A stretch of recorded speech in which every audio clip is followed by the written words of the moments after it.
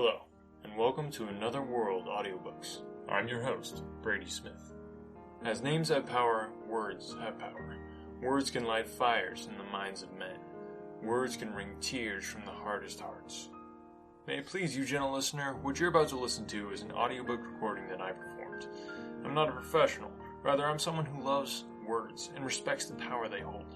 I love books, but I find myself without as much time to read as I'd like, and that's why I love audiobooks. They allow you to immerse yourself in a different world while going about your mundane tasks of life. They transport you from outer space to Middle Earth, from ocean vistas to the top of a snowy mountain. Every week, Another World Audiobooks is bringing you about an hour's worth of content. We'll work our way through some of the greatest pieces of literature known to man. It's my hope that the audiobooks I record for you are your ticket to another world. Christmas is fast approaching, and the season would not be complete without Charles Dicken's timeless classic, A Christmas Carol. So get yourself a cup of hot chocolate, snuggle up with a blanket by the fire, and enjoy. May this recording haunt your houses pleasantly throughout this magical season. Stave 3. The second of the three spirits. Awaking in the middle of a prodigiously tough snore, and sitting up in bed to get his thoughts together, Scrooge had no occasion to be told that the bell was again upon the stroke of 1. He felt that he was restored to consciousness in the right nick of time, for the especial purpose of holding a conference with the second messenger dispatched to him through Jacob Marley's intervention, but finding that he turned uncomfortably cold when he began to wonder which of his curtains the new spectre would draw back, he put them every one aside with his own hands, and lying down again, established a sharp lookout all round the bed, for he wished to challenge the spirit at the moment of its appearance, and did not wish to be taken by surprise and made nervous.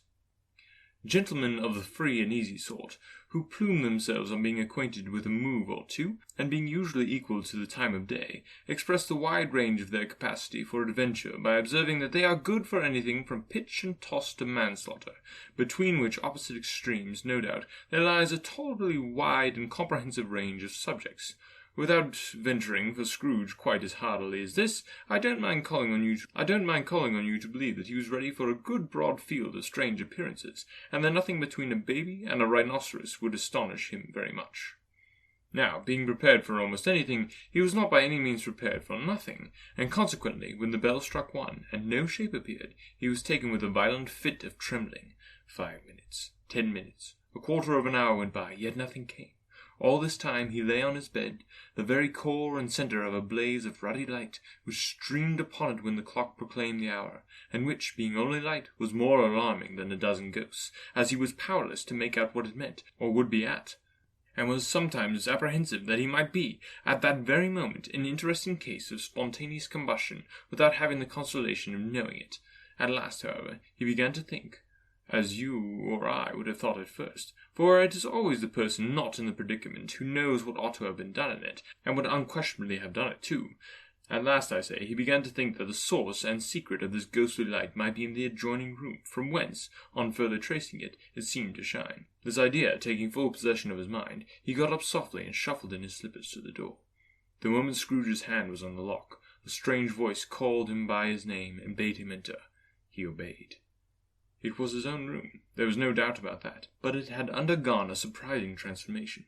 The walls and ceiling were so hung with living greens that it looked a perfect grove, from every part of which bright gleaming berries glistened. The crisp leaves of holly, mistletoe, and ivy reflected back the light, as if so many little mirrors had been scattered there, and such a mighty blaze went roaring up the chimney as that dull petrification of a hearth had never known in Scrooge's time, or Marley's, or for many, many a winter season gone.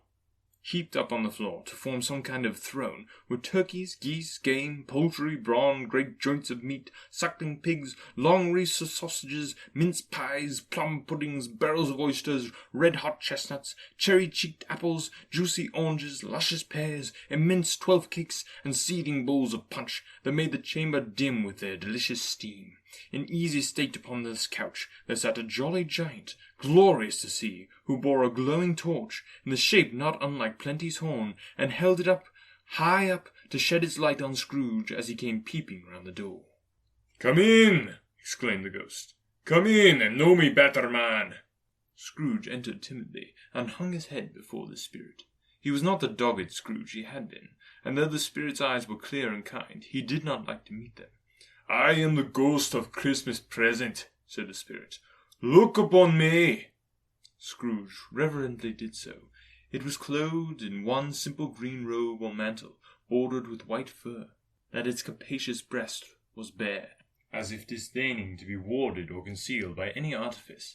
Its feet, observable beneath the ample folds of the garment, were also bare, and on its head it wore no other covering than a holly wreath set here and there with shining icicles. His dark brown curls were long and free as his genial face, its sparkling eyes, its open hand, its cheery voice, its unconstrained demeanour, and his joyful air. Girded round its middle was an antique scabbard, but no sword was in it, and the ancient sheath was eaten up with rust. "You have never seen the like of me before!" exclaimed the spirit. "Never," Scrooge made answer to it. "Have never walked forth with my younger members of my family, meaning, for I am very young, my elder brothers born in these latter years," pursued the phantom. "I don't think I have," said Scrooge. "I'm afraid I have not. Have you had many brothers, spirit?" "More than 1,800, said the ghost. "A tremendous family to provide for," muttered Scrooge. The ghost of Christmas present rose. "Spirit," said Scrooge submissively, "conduct me where you will. I went forth last night on compulsion, and I learned a lesson which is working now. Tonight, if you have aught to teach me, let me profit by it." "Touch my robe." Scrooge did as he was told, and held it fast. Holly, mistletoe, red berries, ivy, turkeys, geese, game, poultry, brawn, meat, pigs, sausages, oysters, pies, puddings, fruit, and punch all vanished instantly. So did the room, the fire, the ruddy glow, the hour of night, and they stood in the city streets on Christmas morning, where, for the weather was severe, the people made a rough but brisk and not unpleasant kind of music in scraping the snow from the pavement in front of their dwellings and from the tops of their houses, whence it was mad delight to the boys to see it come plumping down into the road below and splitting into artificial little snowstorms. The house fronts looked black enough, and the windows blacker, contrasting with the smooth white sheet of snow upon the roofs, and with the dirtier snow upon the ground, which last deposit had been ploughed up in deep furrows by the heavy wheels of carts and wagons, furrows that crossed and recrossed each other hundreds of times, where the great streets branched off, and made intricate channels hard to trace in the thick yellow mud and icy water. The sky was gloomy, and the shortest streets were choked up with a dingy mist, half thawed, half frozen, whose heavier particles descended in a shower of sooty atoms, as if all the chimneys in Great Britain had, by one consent, caught fire, and were blazing away to their dear hearts' content. There was nothing very cheerful in the climate of the town, and yet was there an air of cheerfulness abroad that the clearest summer air and brightest summer sun might have endeavoured to diffuse in vain. For the people who were shovelling away the housetops were jovial and full of glee, calling out to one another from the parapets, and now and then exchanging a facetious snowball, better-natured missile far than any a worldly jest, laughing heartily if it went right, and not less heartily if it went wrong. The poulterer's shop was still half open, and the fruiters were radiant in their glory. There were great round pot-bellied baskets of chestnuts shaped like the waistcoats of jolly old gentlemen, lolling at the door and tumbling out into the street in their apoplectic opulence. There were ruddy, brown-faced, broad-girthed Spanish onions shining in the fatness of their grown like Spanish friars, and winking from their shelves in wanton slyness at the girls as they went by, and glanced demurely at the hung-up mistletoe. There were pears and apples clustered high in blooming pyramids. There were bunches of grapes, made in the shopkeeper's benevolence to dangle from conspicuous hooks that people's mouths might water gratis as they passed. There were piles of filberts, mossy and brown, recalling in their fragrance ancient walks among the woods, and pleasant shuffling ankle-deep through the withered leaves. There were Norfolk biffins, squatty and swarthy, setting off the yellow of the oranges and lemons, and in the great compactness of their juicy persons, urgently entreating and beseeching to be carried home in paper bags and eaten after dinner. The very gold and silver fish, set forth among these choice fruits in a bowl, though members of a dull and stagnant-blooded race, appeared to know that there was something going on, and to a fish went gasping round and round their little world in slow and passionless excitement. The grocers, oh, the grocers, nearly closed, with perhaps 2 shutters down, or 1, but through these gaps such glimpses! It was not alone that the scales descending on the counter made a merry sound, or that the twine and roller parted company so briskly, or that the canisters were rattled up and down like juggling tricks, or even that the blended scents of tea and coffee were so grateful to the nose, or even that the raisins were so plentiful and rare, the almonds so extremely white, the sticks of cinnamon so long and straight, the other spices so delicious, the candied fruits so caked and spotted with molten sugar as to make the coldest lookers-on feel faint and subsequently bilious. Nor was it that the figs were moist and pulpy, or that the French plums blushed in modest tartness from their highly decorated boxes, or that everything was good to eat and in its Christmas dress, but the customers were all so hurried and so eager in the hopeful promise of the day that they tumbled up against each other at the door, crashing their wicker baskets wildly, and left their purchases upon the counter, and came running back to fetch them, and committed hundreds of like mistakes in the best humour possible, while the grocer and his people were so frank and fresh that the polished hearts with which they fastened their aprons behind might have been their own, worn outside for general inspection and for Christmas dolls to peck at if they chose. But soon the steeples called, good people all, to church and chapel, and away they came, flocking through the streets in their best clothes and with their gayest faces, and at the same time there emerged from scores of by-streets, lanes, and nameless turnings innumerable people, carrying their dinners to the bakers' shops. The sight of these poor revellers appeared to interest the spirit very much, for he stood with Scrooge beside him in a baker's doorway, and, taking off the covers as the bearers passed, sprinkled incense on their dinners with his torch. And it was a very uncommon kind of torch, for once or twice, when there were angry words between dinner-carriers who had jostled each other, he shed a few drops of water on them from it, and their good humour was restored directly. For they said it was a shame to quarrel upon Christmas Day, and so it was, God love it, so it was. In time the bells ceased, and the bakers were shut up, and yet there was a genial shadowing forth of all these dinners and the progress of their cooking in the thawed blotch of wet above each baker's oven, where the pavement smoked as if stones were cooking too. "Is there a peculiar flavour in which you sprinkled from your torch?" asked Scrooge. "There is, my own." "Would you apply it to any kind of dinner on this day?" asked Scrooge. "To any kindly given, to a poor one most." "Why to a poor one most?" asked Scrooge. "Because it needs it the most." "Spirit," said Scrooge, after a moment's thought, "I wonder you, of all the beings in many worlds about us, should desire to cramp these people's opportunities of innocent enjoyment." "Aye!" cried the Spirit. "You would deprive them of their means of dining every 7th day, often the only day on which they can be said to dine at all," said Scrooge. "Wouldn't you?" "Aye!" cried the Spirit. "You seek to close these places on the 7th day," said Scrooge, "and it comes to the same thing." "I seek!" exclaimed the Spirit. "Forgive me if I'm wrong. It has been done in your name, or at least in that of your family," said Scrooge. "There are some upon this earth of yours," returned the Spirit, "who lay claim to know us, and who do their deeds of passion, pride, ill will, hatred, envy, bigotry, and selfishness in your name, who are as strange to us and all our kith and kin as if they had never lived. Remember that, and charge their doings on themselves, not us." Scrooge promised that he would, and they went on, invisible, as they had been before, into the suburbs of the town. It was a remarkable quality of the ghost, which Scrooge had observed at the baker's, that notwithstanding his gigantic size, he could accommodate himself to any place with ease, and that he stood beneath a low roof quite as gracefully and like a supernatural creature as it was possible he could have done in any lofty hall. And perhaps it was the pleasure the good spirit had in showing off this power of his, or else it was his own kind, generous, hearty nature, and his sympathy with all poor men, that led him straight to Scrooge's clerks. For there they went, and took Scrooge with him, holding to his robe, and on the threshold of the door the Spirit smiled, and stopped to bless Bob Cratchit's dwelling with the sprinkling of his torch. Think of that! Bob had but 15 bob a week himself. He pocketed on Saturdays but 15 copies of his Christian name, and yet the ghost of Christmas present blessed his 4-roomed house. Then up rose Mrs. Cratchit, Cratchit's wife, dressed out but poorly in a twice-turned gown, but brave in ribbons, which was cheap, and made a goodly show for 6 pence. And she laid the cloth, assisted by Belinda Cratchit, second of her daughters, also brave in ribbons, while Master Peter Cratchit plunged a fork into the saucepan of potatoes, and getting the corners of his monstrous shirt-collar, Bob's private property, conferred upon his son and heir in honour of the day, into his mouth, rejoiced to find himself so gallantly attired, and yearned to show his linen in the fashionable parks.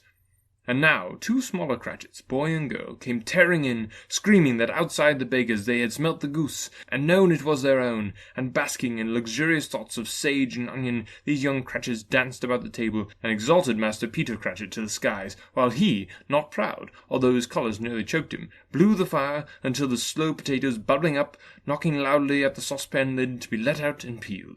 "What has ever got your precious father, then?" said Mrs. Cratchit. And your brother, Tiny Tim, and Martha weren't as late Christmas Day by half an hour." "Here's Martha, mother," said a girl, appearing as she spoke. Cried the two young Cratchits. "Hurrah! There's such a goose, Martha!" "Why, bless your heart alive, my dear, how late you are!" said Mrs. Cratchit, kissing her a dozen times, and taking off her shawl and bonnet for her with officious zeal. "We'd a deal of work to finish up last night," replied the girl, "and had to clear away this morning, mother." "Well, never mind so long as you come," said Mrs. Cratchit. "Sit ye down before the fire, my dear, and have a warm, Lord bless ye." "No, no, there's father coming," cried the two young Cratchits, who were everywhere at once. "Hide, Martha, hide!"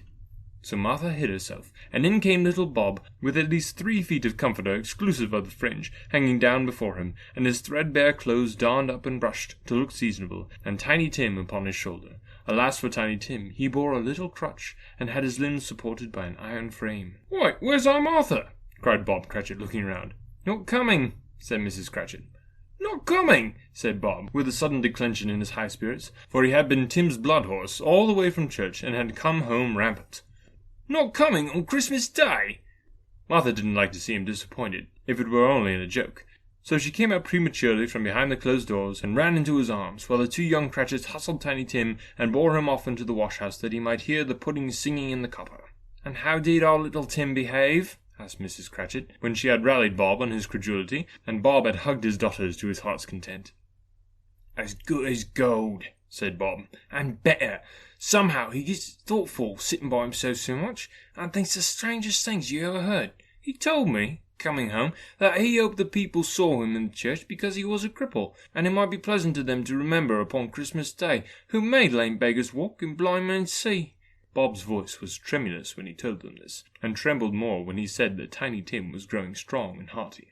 His active little crutch was heard upon the floor, and back came Tiny Tim before another word was spoken, escorted by his brother and sister to his stool before the fire, and while Bob, turning up his cuffs, as if, poor fellow, they were capable of being made more shabby, compounded some hot mixture in a jug with gin and lemons, and stirred it round and round, and put it on the hob to simmer. Master Pete and the two ubiquitous young Cratchits went to fetch the goose, with which they soon returned in high procession. Such a bustle ensued that you might have thought a goose the rarest of all birds, a feathered phenomenon, to which a black swan was a matter of course, and in truth it was something very like that in that house. Mrs. Cratchit had made the gravy, ready beforehand in a little saucepan, hissing hot. Master Pete mashed the potatoes with incredible vigour. Miss Belinda sweetened up the apple-sauce. Martha dusted the hot plates. Bob took Tiny Tim beside him in a tiny corner at the table. The two young Cratchits set chairs for everybody, not forgetting themselves, and mounting guard upon their posts, crammed spoons in their mouths, lest they should shriek for goose before their turn came to be helped. At last the dishes were set, and the grace was said. It was succeeded by a breathless pause, as Mrs. Cratchit, looking slowly all around the carving knife, prepared to plunge it into the breast. But when she did, and when the long-expected gush of stuffing issued forth, one murmur of delight arose all around the board, and even Tiny Tim, excited by the two young Cratchits, beat on the table with the handle of his knife, and feebly cried, "Hurrah!" There never was such a goose. Bob said that he didn't believe there ever was such a goose cooked. Its tenderness and flavour, size and cheapness were the themes of universal admiration. Eked out by applesauce and mashed potatoes, it was a difficult dinner for the whole family, as Mrs. Cratchit said with great delight, surveying one small atom of a bone upon the dish. They hadn't ate it all at last. Yet every one had had enough, and the youngest Cratchits in particular was steeped in sage and onion to the eyebrows. But now, the plates being changed by Miss Belinda, Mrs. Cratchit left the room alone, too nervous to bear witness, to take the pudding up and bring it in. Suppose it should not be done enough? Suppose it should break in turning out? Suppose somebody should have got over the wall of the backyard and stolen it while they were merry with the goose, a supposition at which the two young Cratchits became livid. All sorts of horrors were supposed. Hullo! A great deal of steam. The pudding was out of the copper. A smell like a washing day. That was the cloth. A smell like an eating-house and a pastry-cook's next door to each other, with a laundress next door to that. That was the pudding. In a half-minute, Mrs. Cratchit entered, flushed but smiling proudly, with the pudding, like a speckled cannon-ball, so hard and firm, blazing in a half and half a quartern of ignited brandy, and bedight with Christmas holly stuck in the top. "Oh, what a wonderful pudding," Bob Cratchit said, and calmly, too, that he regarded it as the greatest success achieved by Mrs. Cratchit since their marriage. Mrs. Cratchit said that now that the weight was off her mind, she would confess that she had had her doubts about the quantity of flour. Everybody had something to say about it, but nobody said or thought it was at all a small pudding for a large family. It would have been a flat heresy to do so. Any Cratchit would have blushed to hint at such a thing. At last the dinner was all done, the cloth was cleared, the hearth swept, and the fire made up. The compound in the jug being tasted, and considered perfect, apples and oranges were put on the table, and a shovelful of chestnuts on the fire. Then all the Cratchit's family drew round the hearth, in what Bob Cratchit called a circle, meaning half a one, and at Bob Cratchit's elbow stood the family display of glass, 2 tumblers, and a custard cup without a handle. These held the hot stuff from the jug, however, as well as golden goblets would have done, and Bob served it out with beaming looks, while the chestnuts on the fire sputtered and cracked noisily. Then Bob proposed, "Merry Christmas to us all, my dears. God bless us," which all the family re-echoed. "God bless us, everyone," said Tiny Tim, the last of all. He sat very close to his father's side upon his little stool. Bob held his withered little hand in his, as if he loved the child, and wished to keep him by his side, and dreaded that he might be taken from him. "Spirit," said Scrooge, with an interest he had never felt before, "tell me if Tiny Tim will live." "I see a vacant seat," replied the ghost, "in the poor chimney corner, and the crutch without an owner, carefully preserved. If these shadows remain unaltered by the future, the child will die." "No, no," said Scrooge. "Oh, no, kind spirit. Say he will be spared." "If these shadows remain unaltered by the future, no other of my race," returned the ghost, "will find him here. What then? If he be like to die, he had better do it, and decrease the surplus population." Scrooge hung his head to hear his own words quoted by the spirit, and was overcome with penitence and grief. "Man," said the ghost, "if man you be in heart, not adamant, forbear that wicked cant until you have discovered what the surplus is and where it is. Will you decide what men shall live, what men shall die? It may be that in the sights of heaven you are more worthless and less fit to live than millions like this poor man's child. Oh God, to hear the insect on the leaf pronouncing on the too much life among his hungry brothers in the dust." Scrooge bent before the ghost's rebuke, and trembling cast his eyes upon the ground, but he raised them speedily on hearing his own name. "Mr. Scrooge," said Bob, "I'll give you Mr. Scrooge, the founder of the Feast." "The founder of the Feast, indeed!" cried Mrs. Cratchit, reddening. "I wish I hadn't him here. I'd give him a piece of my mind to feast upon, and I hope he'd have a good appetite for it." "My dear," said Bob, "the children! Christmas Day!" "It should be Christmas Day, I'm sure," said she, "on which one drinks the health of such an odious, stingy, hard, unfeeling man as Mr. Scrooge. You know he is, Robert. Nobody knows it better than you do. Poor fellow." "My dear," was Bob's mild answer, "Christmas Day. I'll drink his health for your sake." "And the day's," said Mrs. Cratchit, "not for his. Long life to him. A Merry Christmas and a Happy New Year. He'll be very merry and very happy, I have no doubt." The children drank the toast after her. It was the first of their proceedings which had no heartiness. Tiny Tim drank it last of all, but he didn't care 2 pence for it. Scrooge was the ogre of the family. The mention of his name cast a dark shadow on the party, which was not dispelled for full 5 minutes. After it had passed away, they were 10 times merrier than before, for the mere relief of Scrooge the baleful being done with.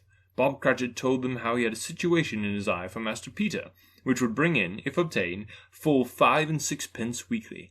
The 2 young Cratchits laughed tremendously at the idea of Peter's being a man of business, and Peter himself looked thoughtfully at the fire from between his collars, as if he were deliberating what particular investments he should favour when he came into the receipt of that bewildering income. Martha, who was a poor apprentice at a milliner's, then told them what kind of work she had to do, and how many hours she worked at a stretch, and how she meant to lie abed tomorrow morning for a good long rest, tomorrow being a holiday she passed at home. Also how she had seen a countess and a lord some days before, and how the lord was much about as tall as Peter, at which Peter pulled up his collar so high that you couldn't have seen his head if you had been there. All this time the chestnuts and the jug went round, and by they had a song about a lost child travelling in the snow from Tiny Tim, who had a plaintive little voice, and sang it very well indeed. There was nothing of high mark in this. They were not a handsome family. They were not well dressed. Their shoes were far from being waterproof. Their clothes were scanty, and Peter might have known, and very likely did, the inside of a pawnbroker's. But they were happy, grateful, pleased with one another, and contented with the time. And when they faded, and looked happier yet in the bright sprinklings of the spirit's torch at parting, Scrooge had his eye upon them, and especially on Tiny Tim, until the last. By this time it was getting dark, and snowing pretty heavily, and as Scrooge and the spirit went along the streets, the brightness of the roaring fires in kitchens, parlours, and all sorts of rooms was wonderful. Here the flickering of the blaze showed preparations for a cosy dinner, with hot plates baking through and through before the fire, and deep red curtains ready to be drawn to shut out cold and darkness. There all the children of the house were running out into the snow to meet their married sisters, brothers, cousins, uncles, aunts, and be the first to greet them. Here again were shadows on the window blind of guests assembling, and there a group of handsome girls, all hooded and fur-booted, and all chattering at once, tripped lightly off to some near neighbour's house, where woe upon the single man who saw them enter, artful witches, well they knew it in a glow. But, if you had judged from the numbers of people on their way to friendly gatherings, you might have thought that no one was at home to give them welcome when they got there, instead of every house expecting company, and piling up its fires half a chimney high. Blessings on it, how the ghost exulted, how it bared its breadth of breast, and opened its capacious palm, and floated on, outpouring with a generous hand its bright and harmless mirth on everything within reach. The very lamplighter, who ran on before, dotting the dusky streets with specks of light, and who was dressed to spend the evening somewhere, laughed out loudly as the spirit passed, though little kenned the lamplighter that he had any company but Christmas. And now, without a word of warning from the ghost, they stood upon a bleak and desert moor, where monstrous masses of rude stone were cast about, as though it were the burial place of giants, and water spread itself wheresoever it listed, or would have done so, but for the frost that held it prisoner, and nothing grew but moss and furze, and coarse rank grass. Down in the west the setting sun had left a streak of fiery red, which glared upon the desolation for an instant, like a sullen eye, and frowning lower, lower yet, was lost in the thick gloom of darkest night. "What place is this?" asked Scrooge. "A place where miners live, who labour in the bowels of the earth," returned the spirit. "But they know me. See!" A light shone from the window of a hut, and swiftly they advanced towards it. Passing through the wall of mud and stone, they found a cheerful company assembled round a glowing fire. An old man and a woman, with their children and their children's children, and another generation beyond that, all decked out gaily in their holiday attire. The old man, in a voice that seldom rose above the howling of the wind upon the barren waste, was singing them a Christmas song.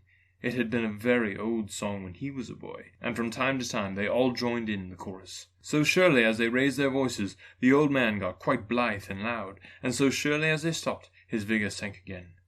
The spirit did not tarry here, but bade Scrooge hold his robe, and passing on above the moor, sped, whither? Not to sea, to sea. To Scrooge's horror, looking back, he saw the last of the land, a frightful range of rocks behind them, and his ears were deafened by the thundering of water, as it rolled and roared, and raged upon the dreadful caverns it had worn, and fiercely tried to undermine the earth.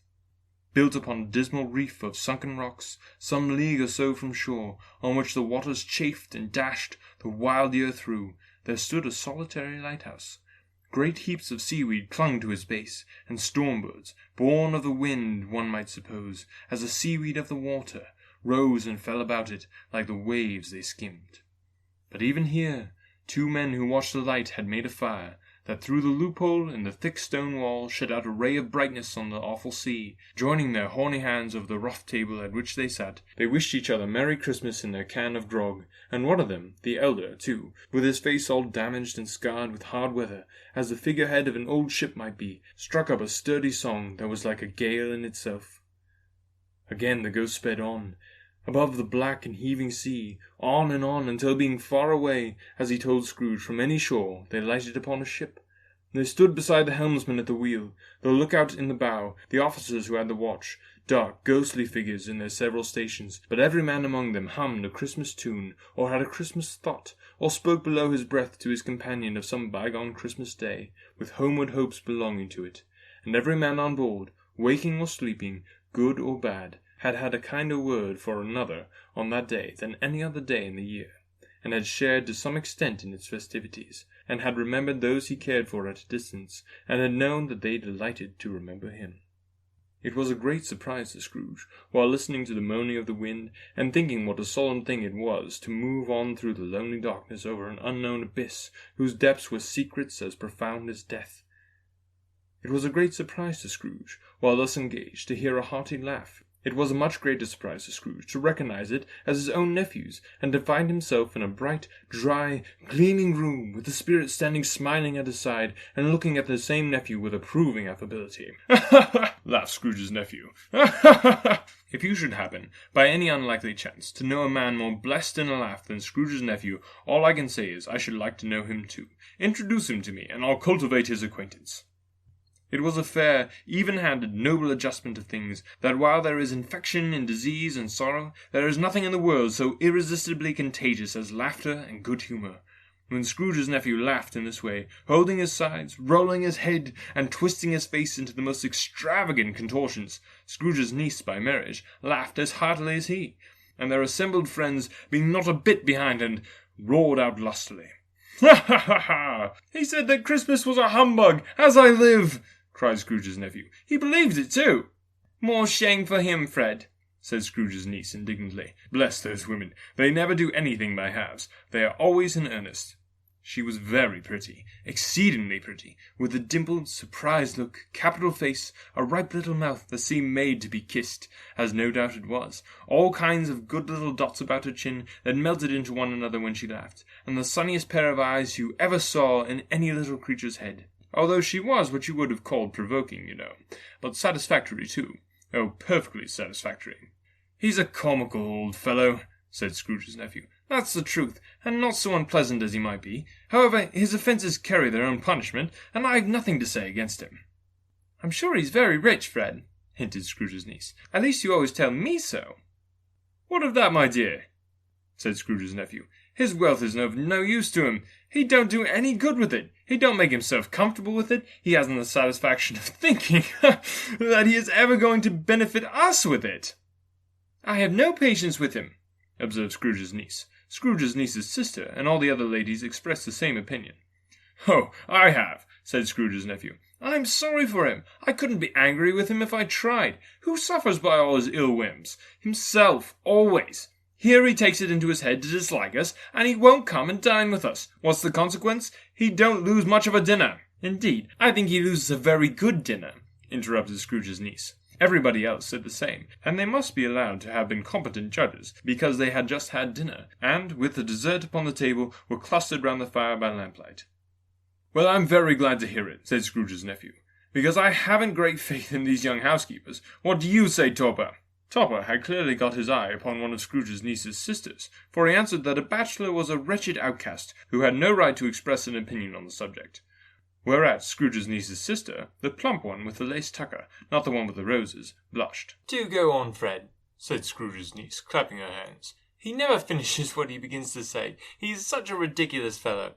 Scrooge's nephew revelled in another laugh, and it was impossible to keep the infection off. Though the plump sister tried hard to do it with aromatic vinegar, his example was unanimously followed. "I was only going to say," said Scrooge's nephew, "that the consequence of his taking a dislike to us, and not making merry with us, is, as I think, that he loses some pleasant moments, which could not do him no harm. I am sure he loses pleasanter companions than he can find in his own thoughts, either in his mouldy old office or his dusty chambers. I mean to give him the same chance every year, whether he likes it or not, for I pity him. He may rail at Christmas till he dies, but he can't help thinking better of it. I defy him, if he finds me going there, in good temper, year after year, and saying, 'Uncle Scrooge, how are you?' If it only puts him in the vein to leave his poor clerk £50, that's something, and I think I shook him yesterday." It was their turn to laugh now at the notion of his shaking Scrooge, but being thoroughly good-natured, and not much caring what they laughed at, so that they laughed at any rate, he encouraged them in their merriment, and passed the bottle joyously. After tea they had some music, for they were a musical family, and knew what they were about, when they sung a glee or catch, I can assure you, especially Topper, who could growl away in the bass like a good one, and never swell the large veins in his forehead, or get red in the face over it. Scrooge's niece played well upon the harp, and played among other tunes a simple little air, a mere nothing, you might learn to whistle it in 2 minutes, which had been familiar to the child who fetched Scrooge from the boarding school, as he had been reminded by the ghost of Christmas past. When this strain of music sounded, all the things that ghost had shown him came upon his mind. He softened more and more, and thought that if he could have listened to it often, years ago, he might have cultivated the kindness of life for his own happiness with his own hands, without resorting to the sexton's spade that buried Jacob Marley. But they didn't devote the whole evening to music. After a while they played at forfeits, for it is good to be children sometimes, and never better than at Christmas, when its mighty founder was a child himself. Stop! There was a first game of blind men's buff. Of course there was. And I no more believe Topper was really blind than I believe he had eyes in his boots. My opinion is that it was a done thing between him and Scrooge's nephew, and that the ghost of Christmas present knew it. The way he went after the plump sister and the lace tucker was an outrage on the credulity of human nature, knocking down the fire irons, tumbling over the chairs, bumping against the piano, smothering himself among the curtains. Wherever she went, there went he. He always knew where the plump sister was. He wouldn't catch anybody else. If you had fallen up against him, as some of them did, on purpose, he would have made a feint of endeavouring to seize you, which would have been an affront to your understanding, and would instantly have sidled off in the direction of the plump sister.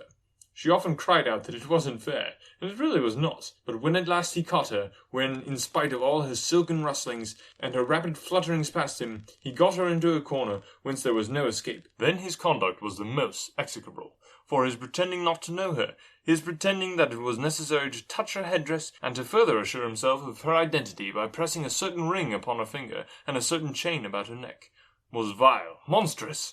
No doubt she told him her opinion of it, when, another blind man being in office, they were so very confidential together behind the curtains. Scrooge's niece was not one of the blind man's buff party, but was made comfortable with a large chair and a footstool in a snug corner where the ghost and Scrooge were close behind her.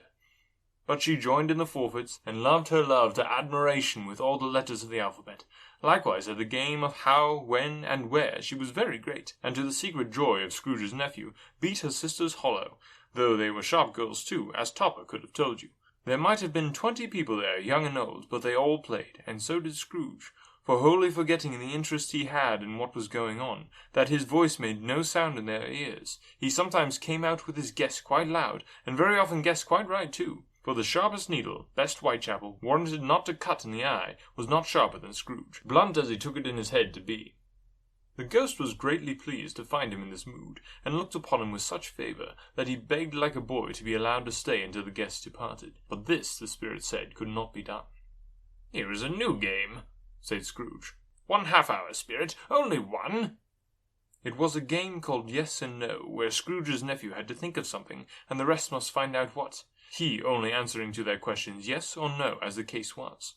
The brisk fire of questioning to which he was exposed elicited from him that he was thinking of an animal, a live animal, rather a disagreeable animal, a savage animal, an animal that growled and grunted sometimes, and talked sometimes, and lived in London, and walked about the streets, and wasn't made a show of, and wasn't led by anybody, and didn't live in a menagerie, and was never killed in a market, and was not a horse, or an ass, or a cow, or a bull, or a tiger, or a dog, or a pig, or a cat, or a bear. At every fresh question that was put to him, this nephew burst into a fresh roar of laughter, and was so inexpressibly tickled that he was obliged to get up off the sofa and stamp. At last the plump sister, falling into a similar state, cried out, "I've found it out! I know what it is, Fred, I know what it is!" "What is it?" cried Fred. "It's your Uncle Scrooge!" Which it certainly was. Admiration was the universal sentiment, though some objected that the reply to "Is it a bear?" ought to have been yes, inasmuch as an answer in the negative was sufficient to have diverted their thoughts from Mr. Scrooge, supposing they had ever had any tendency that way. "He has given us plenty of merriment, I am sure," said Fred, "and it would be ungrateful not to drink to his health. Here is a glass of mulled wine ready to our hand at the moment, and I say, Uncle Scrooge!" "Well, Uncle Scrooge!" they cried. "A Merry Christmas and a Happy New Year to the old man, wherever he is," said Scrooge's nephew. "He wouldn't take it from me, but may he have it nevertheless. Uncle Scrooge!" Uncle Scrooge had imperceptibly become so gay and light of heart that he would have pledged the unconscious company in return, and thanked them in an inaudible speech if the ghost had given him time. But the whole scene passed off in the breath of the last spoken word by his nephew, and he and the spirit were again upon their travels. Much they saw, and far they went, and many homes they visited, but always with a happy end. The spirit stood beside sick beds, and they were cheerful, on foreign lands, and they were close at home, by struggling men, and they were patient in their great hope, by poverty, and it was rich. In almshouse, hospital, and jail, in misery's every refuge, where vain man and his little brief authority had not made fast the door, and barred the spirit out, he left his blessing, and taught Scrooge his precepts. It was a long night, if it were only a night. But Scrooge had his doubts of this, because the Christmas holiday appeared to be condensed into the space of time they passed together. It was strange, too, that while Scrooge remained unaltered in his outward form, the ghost grew older, clearly older. Scrooge had observed this change, but never spoke of it until they left the child's 12th night party, when, looking at the spirit as they stood together in an open place, he noticed that its hair was grey. "Are the spirits' lives so short?" asked Scrooge. "My life upon this globe is very brief," replied the ghost. "It ends tonight." "Tonight?" cried Scrooge. "Tonight at midnight. Hark! The time is drawn near." The chimes were ringing the 11:15 at the moment. "Forgive me if I am not justified in what I ask," said Scrooge, looking intently on the spirit's robe. "But I see something strange and not belonging to yourself protruding from your skirts. Is it a foot or a claw?" "It might be a claw, for the flesh there is upon it," was the spirit's sorrowful reply. "Look here." From the folding of its robe it brought 2 children, wretched, abject, frightful, hideous, miserable. They knelt down at his feet and clung upon the outside of its garment. "Oh, man, look here! Look! Look down here!" exclaimed the ghost. They were a boy and a girl, yellow, meagre, ragged, scowling, wolfish, but prostrate too in their humility.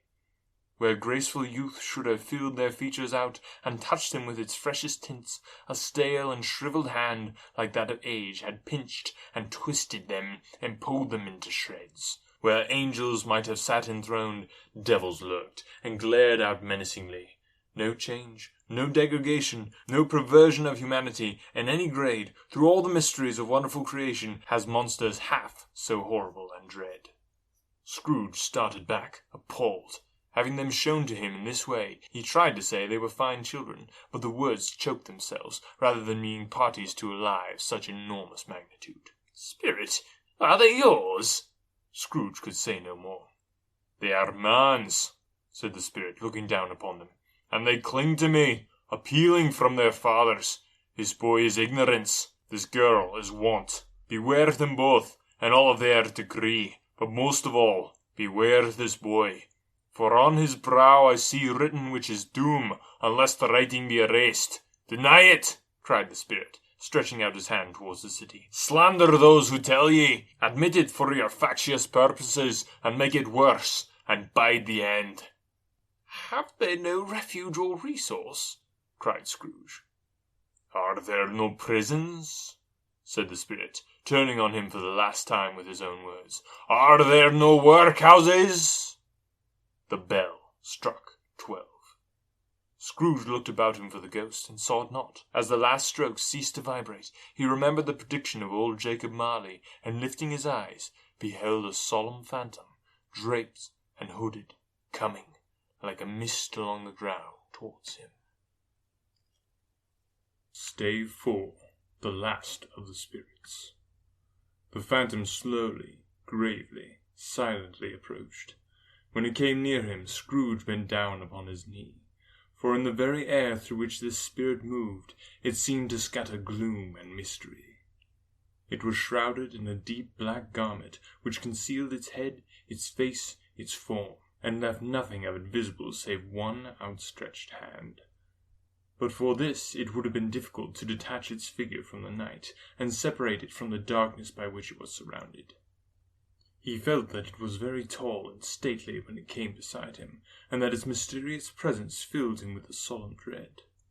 He knew no more, for the spirit neither spoke nor moved. "I am in the presence of the ghost of Christmas yet to come," said Scrooge. The spirit answered not, but pointed onward with his hand. You are to show me shadows of things which have not happened, but will happen in the time before us, Scrooge pursued. Is that so, Spirit? The upper portion of the garment was contracted for an instant in its folds, as if the spirit had inclined its head. That was the only answer he received. Although well used to ghostly company by this time, Scrooge feared the silenced shape so much that his legs trembled beneath him, and he found that he could hardly stand when he prepared to follow it. The spirit paused a moment, as observing his condition, and giving him time to recover. But Scrooge was all the worse for this. It thrilled him with a vague, uncertain horror to know that behind the dusky shroud there were ghostly eyes intently fixed upon him, while he, though he stretched his own to the utmost, could see nothing but a spectral hand and one great heap of black. "Ghost of the future!" he exclaimed. "I fear you more than any spectre I have seen, but as I know your purpose is to do me good, and as I hope to live to be another man from what I was, I am prepared to bear your company, and do it with a thankful heart. Will you not speak to me?" It gave no reply. The hand was pointed straight before them. "Lead on," said Scrooge. "Lead on. Night is waning fast, and it is precious time to me, I know. Lead on, Spirit." The phantom moved away as it had come toward him. Scrooge followed in the shadow of its dress, which bore him up, he thought, and carried him along. They scarcely seemed to enter the city, for the city rather seemed to spring up about them, and encompass them of its own act. But there they were, in the heart of it, on 'change amongst the merchants, who hurried up and down, and chinked the money in their pockets, and conversed in groups, and looked at their watches, and trifled thoughtfully with their great gold seals, and so forth, as Scrooge had seen them often. The spirit stopped beside one little knot of business men. Observing that the hand was pointed to them, Scrooge advanced to listen to their talk. "No," said a great fat man with a monstrous chin. "I don't know much about it. Either way, I only know he's dead." "When did he die?" inquired another. "Last night, I believe." "Why, what was the matter with him?" asked a third, taking a vast quantity of snuff out of a very large snuff-box. "I thought he'd never die." "God knows," said the first with a yawn. "What has he done with his money?" asked a red-faced gentleman with a pendulous excrescence on the end of his nose that shook like the gills of a turkey-cock. "I haven't heard," said the man with the large chin, yawning again. "Left it to his company, perhaps. He hasn't left it to me, that's all I know." This pleasantry was received with a general laugh. "It's likely to be a cheap funeral," said the same speaker. "For upon my life I don't know of anybody to go to it. Suppose we make up a party and volunteer." "I don't mind going if lunch is provided," observed the gentleman with the excretions on his nose. "But I must be fed if I make one." Another laugh. "Well, I'm the most disinterested among you after all," said the first speaker, "for I never wear black gloves and I never eat lunch. Well, I'll offer to go if anybody else will. When I come to think of it, I'm not at all sure that I wasn't his most particular friend, for we used to stop and speak wherever we met. Bye-bye." Speakers and listeners strolled away and mixed with other groups. Scrooge knew the men, and looked toward the spirit for an explanation. The phantom glided on into a street. Its finger pointed to two persons meeting. Scrooge listened again, thinking that the explanation might lie there. He knew these men also, perfectly. They were men of business, very wealthy and of great importance. He had made a point of always standing well in their esteem, in a business point of view, that is, strictly in a business point of view. "How are you?" said one. "How are you?" returned the other. "Well," said the first. "Old Scratch has got his own that last, eh?" "So I'm told," returned the second. "Cold, isn't it?" "Seasonable for Christmas time. You're not a skater, I suppose?" No. Something else to think of. Good morning." Not another word. That was their meeting, their conversation, and their parting. Scrooge was at first inclined to be surprised that the spirit should attach importance to conversations apparently so trivial, but feeling assured that they must have some hidden purpose, he set himself to consider what it was likely to be. They could scarcely be supposed to have been bearing on the death of Jacob, his old partner, for that was the past, and this ghost province was the future, nor could he think of any one immediately connected with himself to whom he could apply them, but nothing doubting that to whomever they applied they had some latent moral for his own improvement, he resolved to treasure up every word he heard, and everything he saw, and especially to observe the shadow of himself when it appeared, for he had an expectation that the conduct of his future self would give him the clue he missed, and would render the solution of these riddles easy.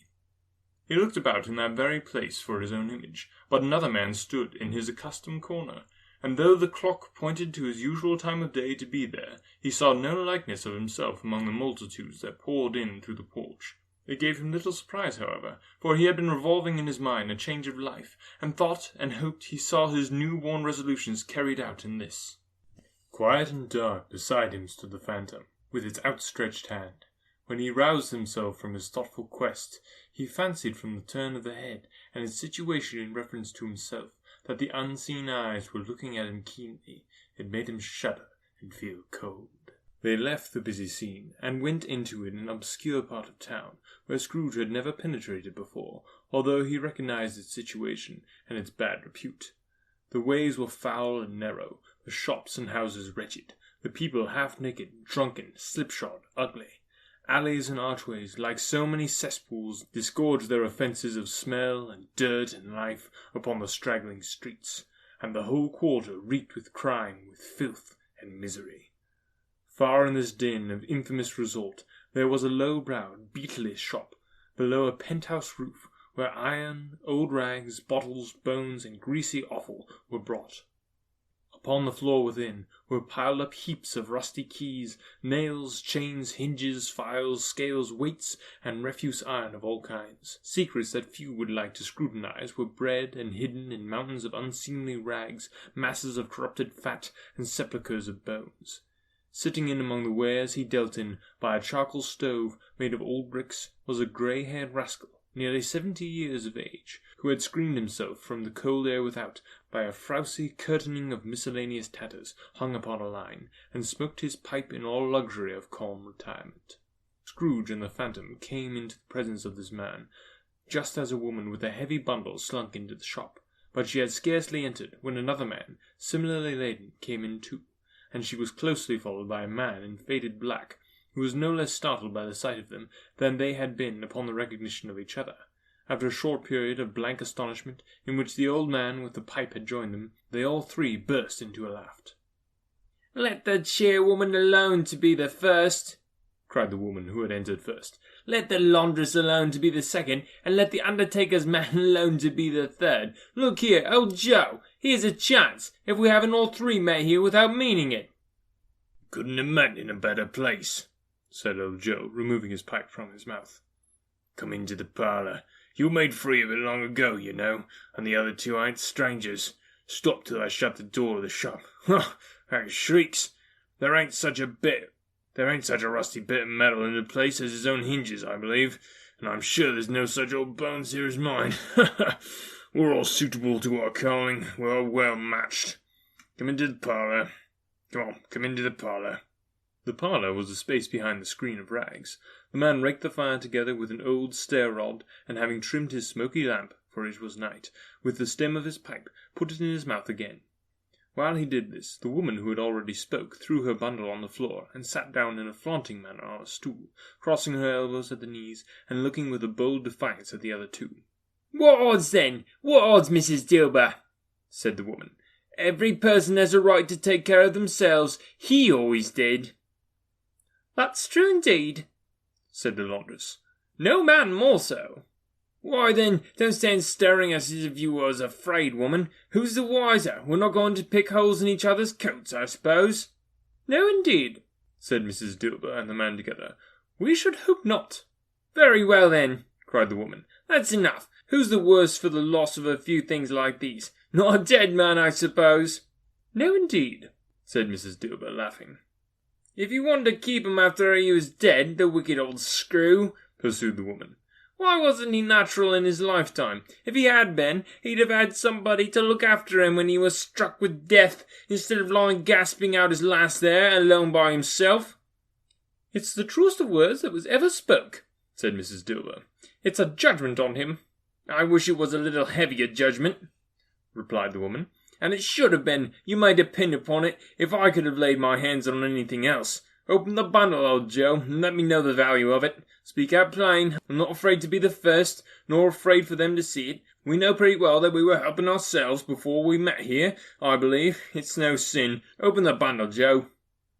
But the gallant trio of friends would not allow this, and the man in faded black, mounting the breech first, produced his plunder. It was not extensive. A seal or two, a pencil case, a pair of sleeve buttons, and a brooch of no great value were all.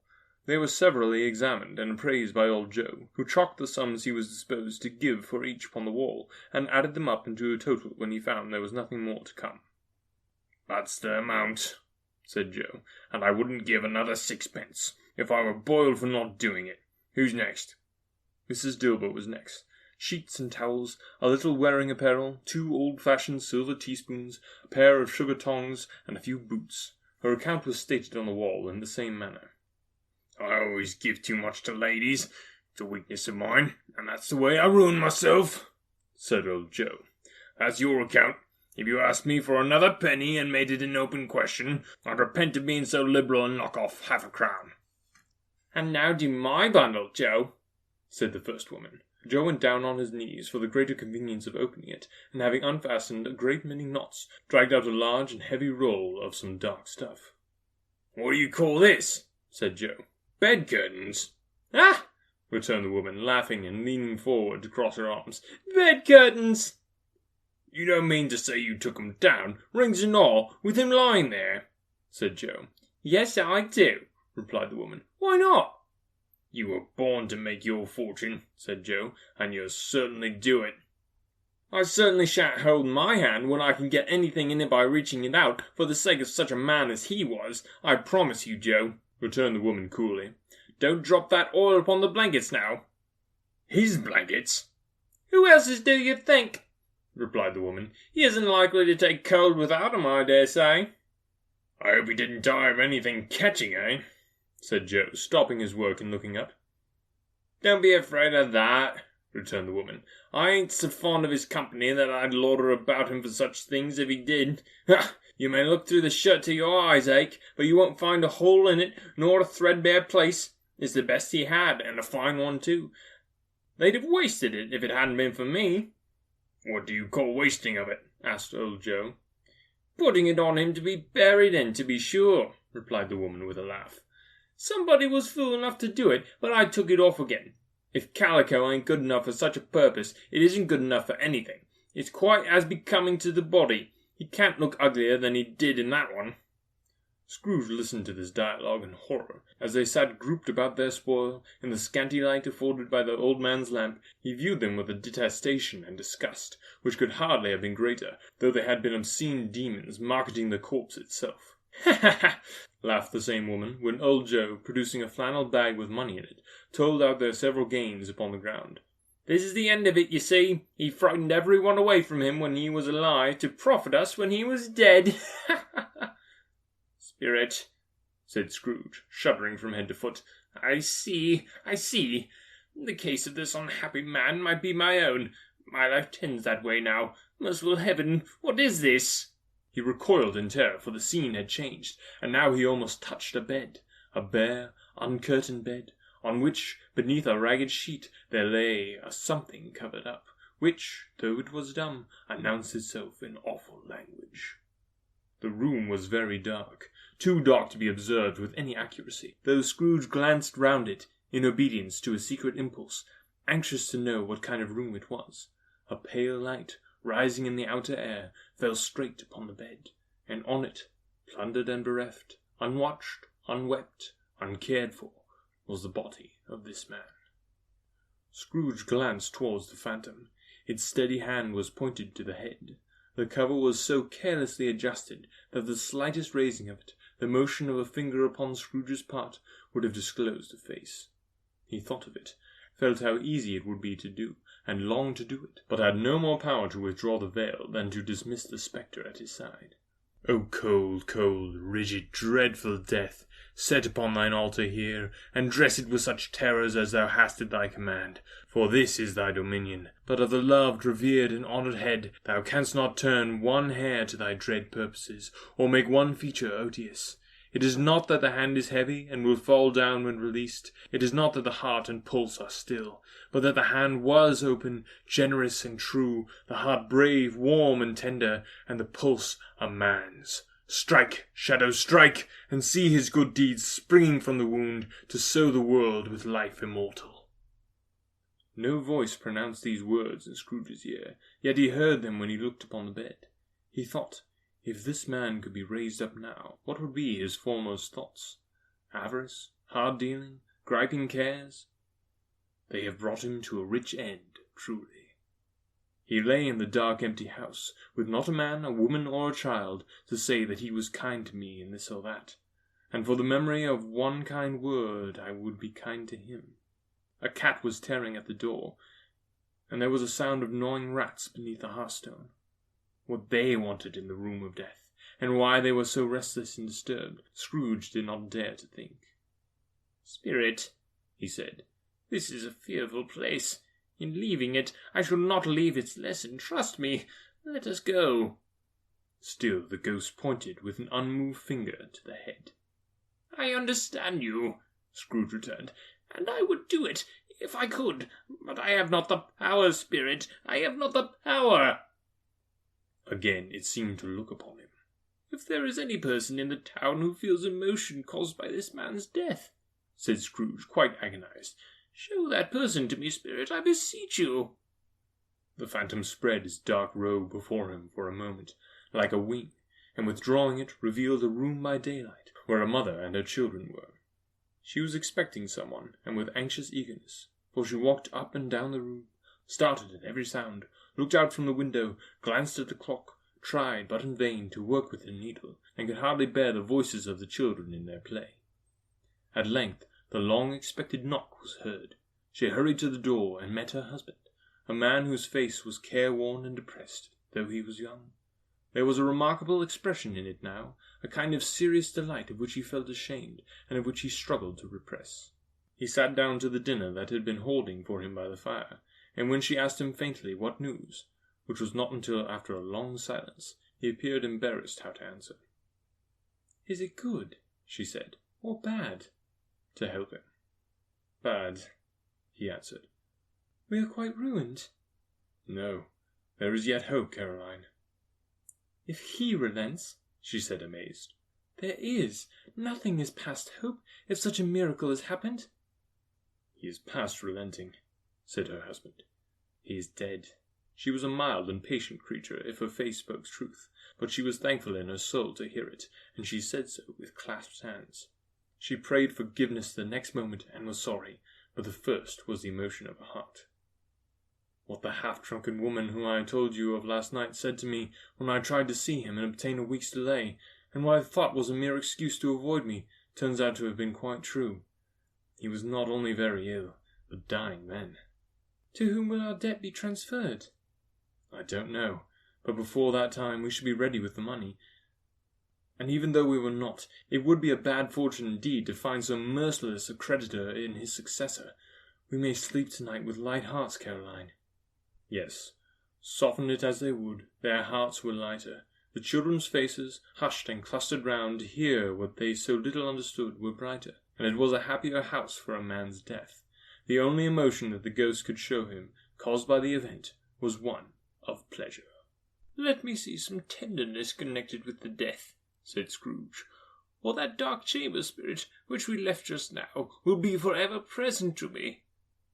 The ghost conducted him through several streets familiar to his feet, and as they went along, Scrooge looked here and there to find himself, but nowhere was he to be seen. They entered poor Bob Cratchit's house, the dwelling he had visited before, and found the mother and the children seated round the fire. Quiet, very quiet. The noisy little Cratchits were all still as statues in one corner, and sat looking up at Peter, who had a book before him. The mother and her daughters were engaged in sewing, but surely they were very quiet. "And he took a child and set him in the midst of them." Where had Scrooge heard those words? He had not dreamed them. The boy must have read them out, as he and the spirit crossed the threshold. Why did he not go on? The mother laid her work upon the table, and put her hand up to her face. "The colour hurts my eyes," she said. "The colour?" Ah, poor Tiny Tim. They're better now again, said Cratchit's wife. It makes them weak by candlelight. And I wouldn't show weak eyes to your father when he comes home for the world. It must be near his time. Past his time, Peter answered, shutting up his book. But I think he's walked a little slower than he used these last few evenings, Mother. They were quiet again. At last she said, in a steady, cheerful voice that only faltered once, I've known him walk with Tiny Tim upon his shoulder very fast indeed. So have I, cried Peter. Often. And so have I, exclaimed another. So had all. But he was so very light to carry, she resumed, intent upon her work, and his father loved him so that it was no trouble, no trouble. And there is your father at the door. She hurried up to meet him, and little Bob and his comforter, he had need of it, poor fellow, came in. His tea was ready for him on the hob, and they all tried who should help him to it most. Then the 2 young Cratchits got upon his knee, and laid each child a little cheek upon his face, as they said, Don't mind it, father, don't be grieved. Bob was very cheerful with them, and spoke pleasantly to all the family. He looked at the work upon the table, and praised the industry and speed of Mrs. Cratchit and the girls. They would be done long before Sunday, he said. Sunday? You went today then, Robert? Said the wife. Yes, my dear, returned Bob. I wish you could have gone. It would have done you good to see how green a place it is. But you'll see it often. I promised him that I would walk there on Sunday. My little child, cried Bob. My little child. He broke down all at once. He couldn't help it. If he could have helped it, he and his child would have been farther apart perhaps than they were. He left the room and went upstairs into the room above, which was lighted cheerfully and hung with Christmas. There was a chair set close beside the child, and there were signs of someone having been there lately. Poor Bob sat down in it, and when he had thought a little and composed himself, he kissed the little face. He was reconciled to what had happened, and went down again quite happy. They drew about the fire and talked, the girls and mother working still. Bob told them of the extraordinary kindness of Mr. Scrooge's nephew, whom he had scarcely seen but once, and who, meeting him in the street that day, and seeing that he looked just a little down, you know, said Bob, inquired what had happened to distress him. On which, said Bob, for he is the pleasantest spoken gentleman you've ever heard, I told him, I am heartily sorry for it, Mr. Cratchit, he said, and heartily sorry for your good wife. By and by, how he ever knew that, I don't know. Knew what, my dear? Why, that you were a good wife, replied Bob. Everybody knows that, said Peter. Very well observed, my boy, cried Bob. I hope they do. Heartily sorry, he said, for your good wife. If I can be of service to you in any way, he said, giving me his card. That's where I live. Pray come to me. Now it wasn't, cried Bob, for the sake of anything he might be able to do for us, so much as for his kind way, that this was quite delightful. It really seemed as if he had known our Tiny Tim and fell with us. I'm sure he's a good soul, said Mrs. Cratchit. You will be sure of it, my dear, returned Bob, if you had saw him and spoke to him. I shouldn't be at all surprised, mark what I say, if he got Peter a better situation. Only hear that, Peter, said Mrs. Cratchit. And then, cried one of the girls, Peter will be keeping company with someone and setting up for himself. Get along with you, retorted Peter, grinning. It's just as likely as not, said Bob. One of these days, though there's plenty of time for that, my dear. But however and whenever we part from one another, I am sure we shall none of us forget poor Tiny Tim, shall we? Or this first parting that there was among us. Never, father, cried they all. And I know, said Bob, I know, my dears, that when we recollect how patient and how mild he was, although he was a little child, we shall not quarrel easily among ourselves and forget poor Tiny Tim in doing it. No, never, father, they all cried again. I am very happy, said little Bob. I am very happy. Mrs. Cratchit kissed him, his daughters kissed him, the 2 young Cratchits kissed him, and Peter and himself shook hands. Spirit of Tiny Tim, thy childish essence was from God. Spectre, said Scrooge, Something informs me that our parting moment is at hand. I know it, but I know not how. Tell me what man that was whom we saw lying dead." The ghost of Christmas yet to come conveyed him, as before, though a different time, he thought. Indeed, there seemed no order in these latter visions, save that they were in the future, into the resorts of businessmen, but showed him not himself. Indeed, the spirit did not stay for anything, but went straight on, as to the end just now desired, until besought by Scrooge to tarry for a moment. "This court," said Scrooge, "through which we hurry now, is where my place of occupation is, and has been for a length of time. I see the house. Let me behold what I shall be in days to come." The spirit stopped. The hand was pointed elsewhere. "The house is yonder," Scrooge exclaimed. "Why do you point away?" The inexorable finger underwent no change. Scrooge hastened to the window of his office and looked in. It was an office still, but not his. The furniture was not the same, and the figure in the chair was not himself. But the phantom pointed as before. He joined it once again, and wondering why and whither he had gone, accompanied it until they reached an iron gate. He paused to look around before entering. The churchyard. Here, then, the wretched man whose name he had now to learn lay underneath the ground. It was a worthy place, walled in by houses, overrun by grass and weeds, the growth of vegetation's death, not life, choked up with too much burying, fat with repleted appetite, a worthy place. The spirit stood among the graves and pointed down to one. He advanced toward it, trembling. The phantom was exactly as it had been, but he dreaded that he saw a new meaning in its solemn shape.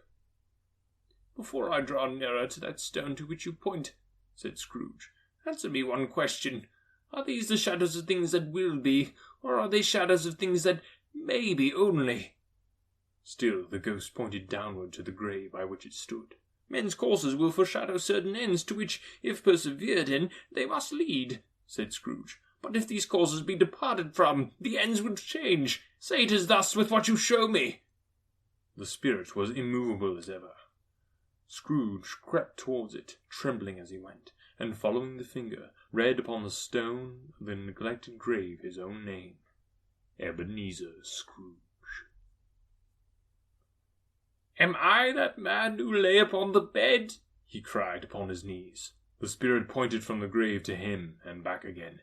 "No, spirit! Oh, no, no!" The finger was still there. "Spirit!" he cried, tight clutching at his robe. "Hear me! I am not the man I was. I will not be the man I must have been but for this intercourse. Why show me this if I am past all hope?" For the first time the hand appeared to shake. "Good spirit," he pursued, as down upon the ground he fell before it, "your nature intercedes for me and pities me. Assure me that I may yet change these shadows you have shown me by an altered life." The kind hand trembled. "I will honour Christmas in my heart and try to keep it all the year. I will live in the past, the present, the future. The spirits of all three shall strive within me. I will not shut out the lessons that they teach. Oh, tell me that I may sponge away the writing on this stone." In his agony he caught the spectral hand. It sought to free itself, but he was strong in his entreaty, and detained it. The spirit, stronger yet, repulsed him. Holding up his hands in a last prayer to have his fate reversed, he saw an alteration in the phantom's hood and dress. It shrunk, collapsed, and dwindled down into a bedpost. Stave 5. The end of it. Yes, and the bedpost was his own. The bed was his own. The room was his own. Best and happiest of all, the time before him was his own, to make amends in. "I will live in the past, the present, and the future," Scrooge repeated as he scrambled out of bed. "The spirits of all three shall strive within me. Oh, Jacob Marley, heaven and the Christmas tide be praised for this. I say it on my knees, oh, Jacob, on my knees." He was so fluttered and so glowing with his good intentions that his broken voice would scarcely answer to his call. He had been sobbing violently in his conflict with the spirit, and his face was wet with tears. "They are not torn down," cried Scrooge, holding out his bed curtains in his arms. "They are not torn down, rings and all. They are here. I am here. The shadows of things that would have been may be dispelled. They will be. I know they will be." His hands were busy with his garments all this time, turning them inside out, putting them on upside down, tearing them, mislaying them, making them parties to every kind of extravagance. "I don't know what to do," cried Scrooge, laughing and crying in the same breath, and making a perfect lacoon of himself with his stockings. "I'm as light as a feather. I'm happy as an angel. I'm as merry as a schoolboy. I'm as giddy as a drunken man. A Merry Christmas to everybody. A Happy New Year to all the world. Halloo there! Whoop, halloo!" He had frisked into the sitting-room, and was now standing there, perfectly winded. "There's the saucepan that the gruel was in," cried Scrooge, starting off again, and going round the fireplace. "There's the door by which the ghost of Jacob Marley entered. There's the corner where the ghost of Christmas Present sat. There's the window where I saw the wandering spirits. It's all right. It's all true. It all happened. Ha, ha, ha!" Really, for a man who had been out of practice for so many years, it was a splendid laugh, a most illustrious laugh, the father of a long, long line of brilliant laughs. "I don't know what day of the month it is," said Scrooge. "I don't know how long I've been among the spirits. I don't know anything. I'm quite a baby. Never mind. I don't care. I'd rather be a baby. Halloo! Whoop, halloo there!" He was checked in his transports by the churches ringing out the lustiest peals he had ever heard. Clash, clang, hammer, ding-dong bell, bell-dong-ding, hammer, clang, clash. Oh, glorious, glorious! Running to the window, he opened it and put out his head. No fog, no mist, clear, bright, jovial, stirring, cold, cold, piping from the blood to dance to, golden sunlight, heavenly sky, sweet, fresh air, merry bells. Oh, glorious, glorious! "What's today?" cried Scrooge, calling downward to a boy in Sunday clothes, who perhaps had loitered in to look about him. "Eh?" returned the boy, with all his might of wonder. "What's today, my fine fellow?" said Scrooge. "Today?" replied the boy. "Why, Christmas Day." "It's Christmas Day," said Scrooge to himself. "I haven't missed it. The spirits have done it all in one night. They can do anything they like. Of course they can. Of course they can. Hello, my fine fellow." "Hello," returned the boy. "Do you know the Poulters in the next street but one at the corner?" Scrooge inquired. "I should hope I do," replied the lad. "An intelligent boy," said Scrooge. "A remarkable boy. Do you know whether they've sold the prize turkey that was hanging up there? Not the little prize turkey, the big one." "What, the one as big as me?" returned the boy. "What a delightful boy," said Scrooge. "It's a pleasure to talk to him. Yes, my buck." "It's hanging there now," replied the boy. "Is it?" said Scrooge. "Go and buy it." "Walker!" exclaimed the boy. No, said Scrooge. "I'm in earnest. Go and buy it, and tell them to bring it here, that I may give them the direction where to take it. Come back with the man, and I'll give you a shilling. Come back with him in less than 5 minutes, and I'll give you half a crown." The boy was off like a shot. He must have had a steady hand at a trigger who could have got a shot off half so fast. "I'll send it to Bob Cratchit's," whispered Scrooge, rubbing his hand and splitting with a laugh. "He shan't know who sends it. It's twice the size of Tiny Tim. Joe Miller never made such a joke as sending it to Bob's will be." The hand in which he wrote the address was not a steady one, but write it he did, somehow, and went downstairs to open the street door, ready for the coming of the poulterer's man. As he stood there, waiting his arrival, the knocker caught his eye. "I shall love it as long as I live," cried Scrooge. "I scarcely ever looked at it before. What an honest expression it has in its face. It's a wonderful knocker. Here's the turkey. Halloo, whoop! How are you? Merry Christmas!" It was a turkey. He never could have stood upon his legs, that bird. He would have snapped them short off in a minute, like sticks of sealing wax. "Why, it's impossible to carry that to Camden Town," said Scrooge. "You must have a cab." The chuckle with which he said this, and the chuckle with which he paid for the turkey, and the chuckle with which he paid for the cab, and the chuckle with which he recompensed the boy, were only to be exceeded by the chuckle with which he sat down breathless in his chair again, and chuckled till he cried. Shaving was not an easy task, for his hand continued to shake very much, and shaving required attention, even when you don't dance while you're at it. But if he had cut the end of his nose off, he would have put a piece of sticking plaster over it, and been quite satisfied. He dressed himself all in his best, and at last got out into the streets. The people were, by this time, pouring forth, as he had seen him with the ghost of Christmas Present, and walking with his hands behind him. Scrooge regarded every one with a delighted smile. He looked so irresistibly pleasant, in a word, that 3 or 4 good-humoured fellows said, "Good morning, sir, Merry Christmas to you." And Scrooge said often afterwards that of all the blithe sounds he ever heard, those were the blithest in his ears. He had not gone far, when coming on towards him he beheld the portly gentleman who had walked into his counting-house the day before, and said, "Scrooge and Marley, I believe." It sent a pang across his heart to think how this old gentleman would look upon him when they met, but he knew what path lay straight before him, and he took it. "My dear sir," said Scrooge, quickening his pace, and taking the old gentleman by both of his hands, "how do you do? I hope you succeeded yesterday. It was very kind of you. A Merry Christmas to you, sir." "Mr. Scrooge?" "Yes," said Scrooge. "That is my name, and I fear it may not be a pleasant one to you.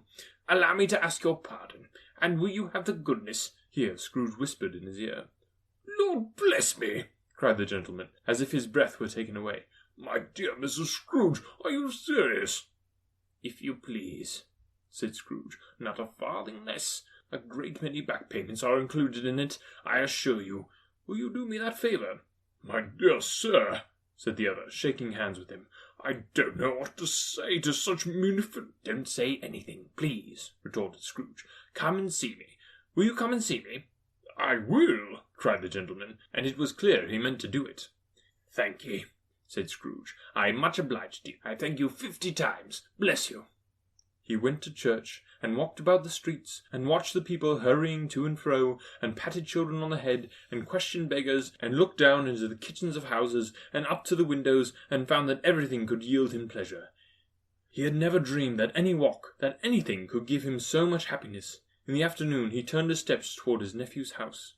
He passed the door a dozen times before he had the courage to go up and knock, but he made a dash, and did it. "Is your master at home, my dear?" said Scrooge to the girl. "Nice girl, very." "Yes, sir." "Where is he, my love?" said Scrooge. "He's in the dining room, sir, along with the mistress. I'll show you upstairs, if you please." "Thank you. He knows me," said Scrooge, with his hand already on the dining room lock. "I'll go in here, my dear." He turned in gently, and sidled his face in round the door. They were looking at the table, which was spread out in great array, for these young housekeepers are always nervous on such points, and like to see that everything is right. "Fred," said Scrooge. Dear heart alive, how his niece by marriage started! Scrooge had forgotten for the moment about her sitting in the corner with the footstool, or he wouldn't have done it on any account. "Why, bless my soul!" cried Fred. "Who's that?" "It's I, your Uncle Scrooge. I have come to dinner. Will you let me in, Fred?" Let him in! It was a mercy he didn't shake his arm off. He was at home in 5 minutes. Nothing could be heartier. His niece looked just the same. So did Topper when he came. So did the plump sister when she came. So did every one when they came. Wonderful party, wonderful games, wonderful unanimity, wonderful happiness. But he was early at the office next morning. Oh, he was early there. If he could only be there first, and catch Bob Cratchit coming in late, that was the thing he had set his heart upon. And he did it. Yes, he did. The clock struck 9, no Bob. 1/4 past, no Bob. He was full 18 minutes and a half behind his time. Scrooge sat with his door wide open, that he might see him come into the tank. His hat was off before he opened the door, his comforter too. He was on his stool in a jiffy, driving away with his pin, as if he were trying to overtake 9 o'clock. "Hello," growled Scrooge, in his accustomed voice, as near as he could feign to it. "What do you mean by coming here at this time of day?" "I'm very sorry, sir," said Bob. "I am behind my time." "You are?" repeated Scrooge. "Yes, I think you are. Step this way, sir, if you please." "It's only once a year, sir," pleaded Bob, appearing from the tank. "It shall not be repeated. I was making rather merry yesterday, sir." "Now, I'll tell you what, my friend," said Scrooge. "I am not going to stand this sort of thing any longer, and therefore," he continued, leaping from his stool, and giving Bob such a dig in the waistcoat that he staggered back into the tank again, "and therefore I am about to raise your salary." Bob trembled, and got a little nearer to the ruler. He had a momentary idea of knocking Scrooge down with it, holding him, and calling to the people in the court for help and a straight waistcoat. "A Merry Christmas, Bob," said Scrooge, with an earnestness that could not be mistaken, as he clapped him on the back. "A merrier Christmas, Bob, my good fellow, than I have given you for many a year. I'll raise your salary and endeavour to assist your struggling family, and we will discuss your affairs this very afternoon over a Christmas bowl of smoking bishop, Bob. Make up the fires and buy another coal shuttle before you dot another I, Bob Cratchit." Scrooge was better than his word. He did it all, and infinitely more, and to Tiny Tim, who did not die, he was a second father. He became as good a friend, as good a master, as good a man, as the good old city knew, or any other good old city, town, or borough in the good old world. Some people laughed to see the alteration in him, but he let them laugh, and little heeded them, for he was wise enough to know that nothing ever happened on this globe for good, at which some people did not have their fill of laughter in the outset. And knowing that such as these would be blind anyway, he thought it quite as well that they should wrinkle up their eyes in grins as have the malady in less attractive forms. His own heart laughed, and that was quite enough for him. He had no further intercourse with spirits, but lived upon the total abstinence principle ever afterwards, and it was always said of him that he knew how to keep Christmas well if any man alive possessed the knowledge. May that be truly said of us, and all of us, and so, as Tiny Tim observed, God bless us, every one. The end. Thank you for listening. This podcast is just getting started, and I greatly value your feedback, comments, and snide remarks. You can reach me at anotherworldaudiobooks@gmail.com. If you enjoyed this, would you consider letting me know by leaving a rating? It helps so much. Or if that's too much work, maybe just share the podcast with someone else you know who loves free audiobooks. Stay tuned for the next installment. For Another World Audiobooks, this is Brady Smith.